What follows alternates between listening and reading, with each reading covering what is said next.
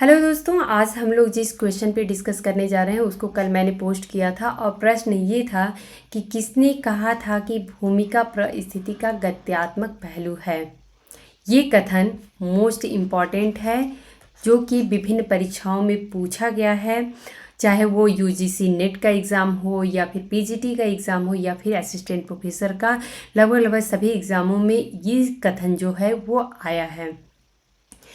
मेरा यहाँ पे कहने का मुख्य उद्देश्य ये था कि इस क्वेश्चन का आंसर काफ़ी जो हमारे साथी थे उन्होंने गलत दिया है, तो इसको एक बार हम लोग डिस्कस कर लेते हैं।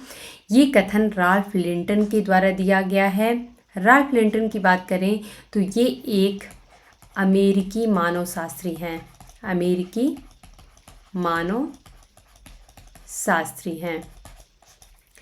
इन्होंने ये जो कथन दिया है ये इनकी पुस्तक है स्टडी ऑफ मैन, जो कि 1936 में प्रकाशित हुई थी और इसी पुस्तक में इन्होंने इस कथन की चर्चा या व्याख्या की है।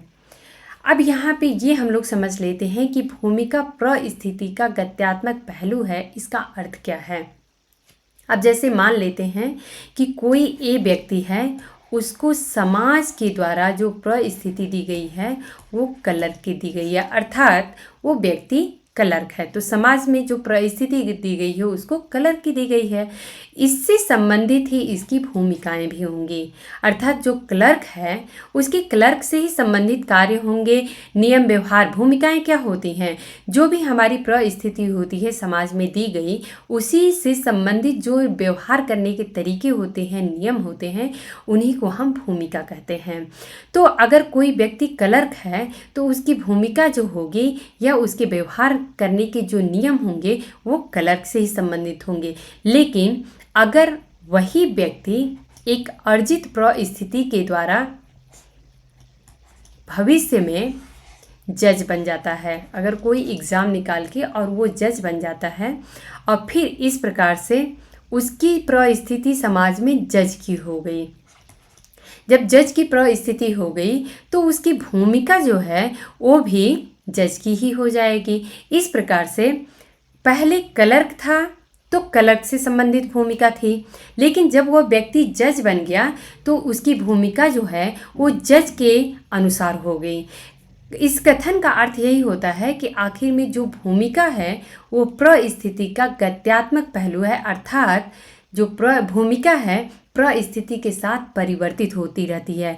पहले परिस्थिति क्लर्क की थी तो भूमिका भी क्लर्क से संबंधित थी, लेकिन जब वो व्यक्ति जज बन गया तो उसकी भूमिका भी जो है वो जज से संबंधित हो गई। तो उम्मीद है कि अभी आप लोगों को ये आखिर में कथन का अर्थ क्या है ये समझ में आ गया होगा।